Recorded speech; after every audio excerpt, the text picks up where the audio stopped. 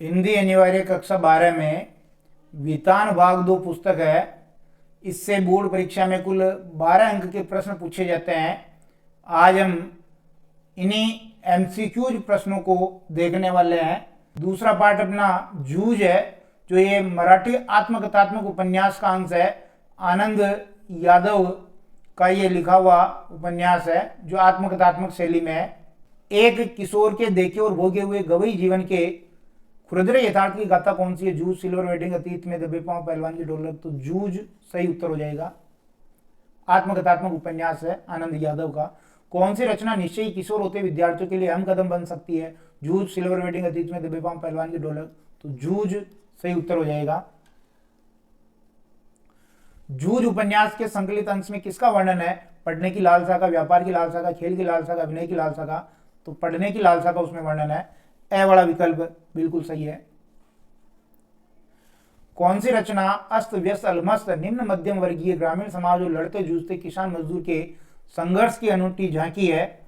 जूझ, silver wedding, अतीत में दबे पांव, पहलवान की ढोलक। सही उत्तर है जूझ, ए वाला विकल्प। जूझ का अर्थ क्या होता है? संघर्ष, बदमाशी, चालाकी, मेहनत। जूझ का अर्थ होता है संघर्ष, जूझना। मंत्री नामक जो अध्यापक थे वो कक्षा में किसका उपयोग नहीं करते थे? बहुत अच्छा प्रश्न है, मॉडल पेपर में भी ये एक साल दे रखा था। तो चौक का, डस्टर का, घड़ी का या छड़ी का? तो वो जिसका उपयोग नहीं करते थे वो है छड़ी। डंडे का उपयोग वो नहीं करते थे, पकड़ के मारते थे लेकिन डंडा नहीं लेते थे हाथ में। जूझ मराठी उपन्यास का हिंदी अनुवाद किसने किया?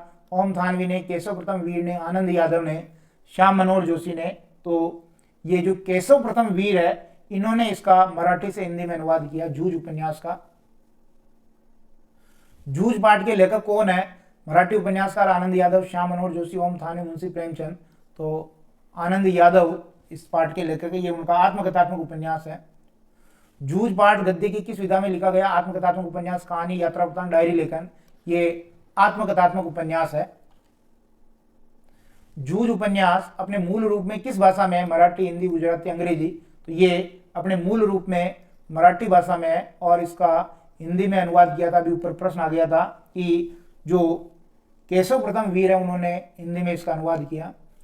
लेखक की उसके दादा के सामने खड़े होकर क्या कहने की हिम्मत नहीं होती थी? मैं बाजार जाऊंगा, मैं नहाने जाऊंगा, खेलने जाऊंगा, पढ़ने जाऊंगा।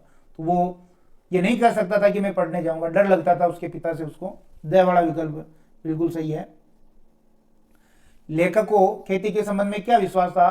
खेती से फायदा होगा ही होगा, खेती कर्ज उतार देगी, खेती से भी हाथ कुछ नहीं लगेगा, खेती करने से बड़ा नाम होगा, खेती से भी हाथ कुछ नहीं लगेगा, ऐसा विश्वास लेखक को था। पढ़ना ही पड़ेगा, जीवन में कुछ करना है। तो लेखक के अनुसार उनको गड्ढे में कौन धकेल रहा है या धकेल रही है? ढोर, खेती, कर्ज, अकाल। खेती उनको जो है गड्ढे में धकेल रही है। लेखक पढ़ लिखकर किसकी तरह कोई धंधा कारोबार करना चाहता था? दत्ताजी राव की तरह, अपने पिता की तरह, विठोबा आना की तरह, गांव के सेठ की तरह। तो जो विठोबा आना सब जो आया सेठ, उनकी तरह वो धंधा कारोबार करना चाहता था, उसका सपना था। दिवाली बीत जाने पर कोल्हू किस लिए चलाना होता था? ईख पेरने के लिए, तेल निकालने के लिए, पानी निकालने के लिए, हल जोतने के लिए। ईख का रस निकालने के लिए, गन्ने का रस निकालने के लिए कोल्हू चलाना पड़ता था। लेखक के यहाँ ईख पेरने के लिए कोल्हू सबसे पहले क्यों चलाया जाता था? फसल खराब न हो इसलिए, अधिक कीमत के लिए, गाढ़े रस के लिए, खेत जल्दी खाली हो इसके लिए। तो अधिक कीमत के लिए वो जल्दी कोल्हू चलाते थे।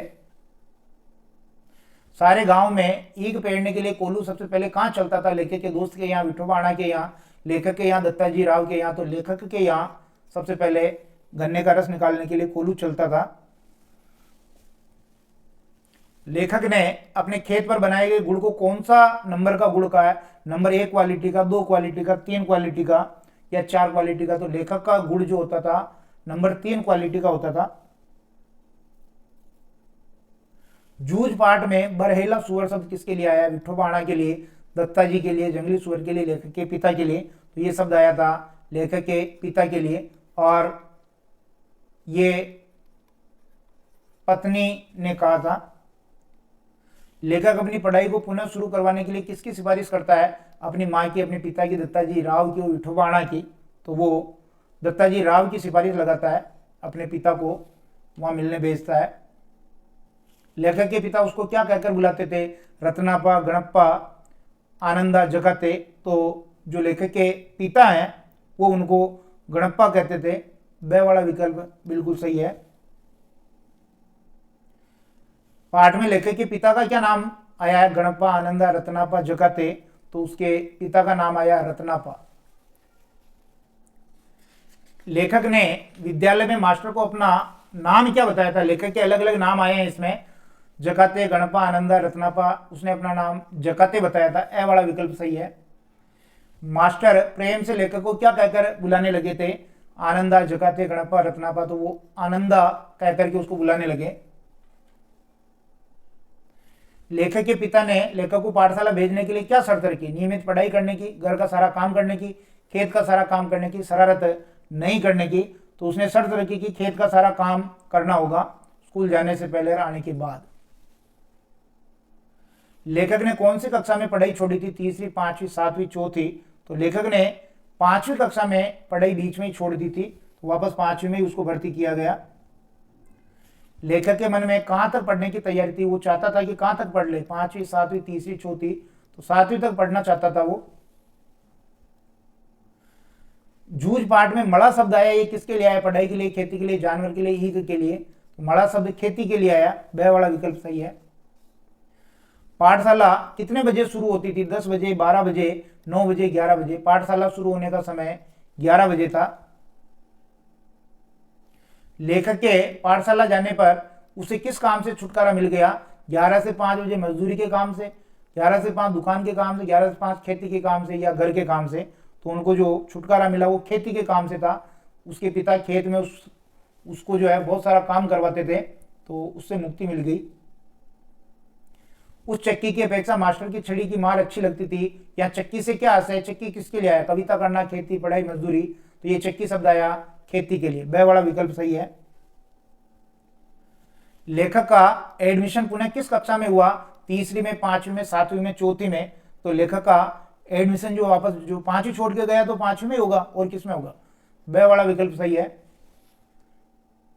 जूझ पाठ का नायक कौन है? नेवा, सौंदलगेकर, आनंद यादव, वसंत पाटिल, रत्नापा। आनंद यादव इस पाठ का नायक है। कक्षा का सबसे शरारती लड़का कौन था? चौहान, मंत्री, जकाते, वसंत पाटिल।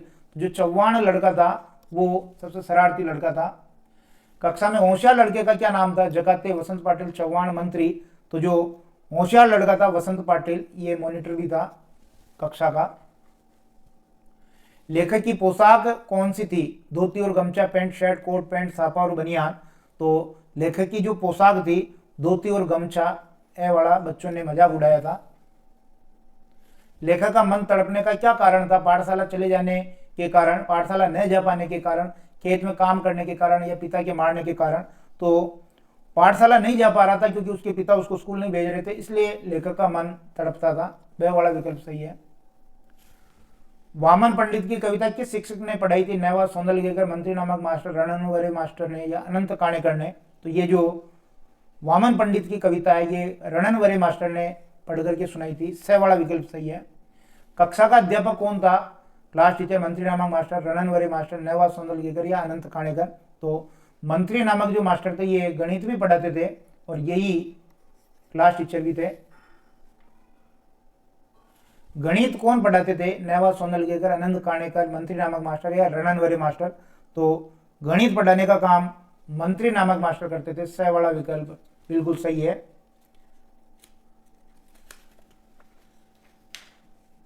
लेखक की दोस्ती किससे हुई थी? चौहान से, मंत्री से, जकाते से, वसंत पाटिल से। उसकी दोस्ती वसंत पाटिल से हो गई थी। वसंत पाटिल होशियार था, कक्षा का मॉनिटर भी था और इससे भी लेखक को बहुत प्रेरणा मिली। कक्षा का मॉनिटर कौन था? जकाते, वसंत पाटिल, चौहान, मंत्री। वसंत पाटिल क्लास का मॉनिटर भी था। मराठी पढ़ाने वाले शिक्षक का क्या नाम था? अनंत काणेकर, रणनवरे मास्टर, नेवा, सौंदलगेकर, मंत्री नामक मास्टर।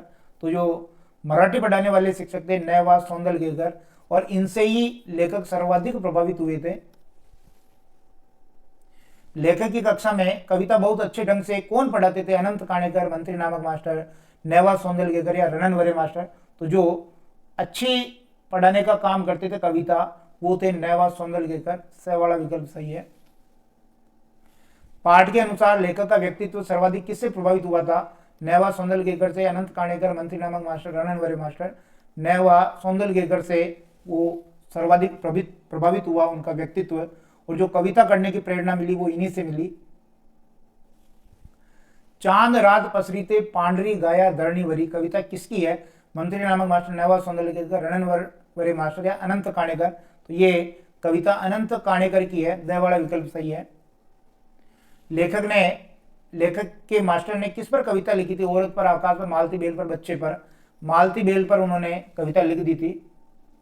जूझ उपन्यास में लेखक के जीवन को आगे बढ़ाने में किसका सहयोग नहीं रहा? प्रश्न को पूरा पढ़ेंगे। माँ का रहा है, दत्ताजी राव देसाई का रहा है, गुरु नेवा सौंदलगेकर का रहा, पिता का नहीं रहा। पिता तो उसको पढ़ाना ही नहीं चाहते थे।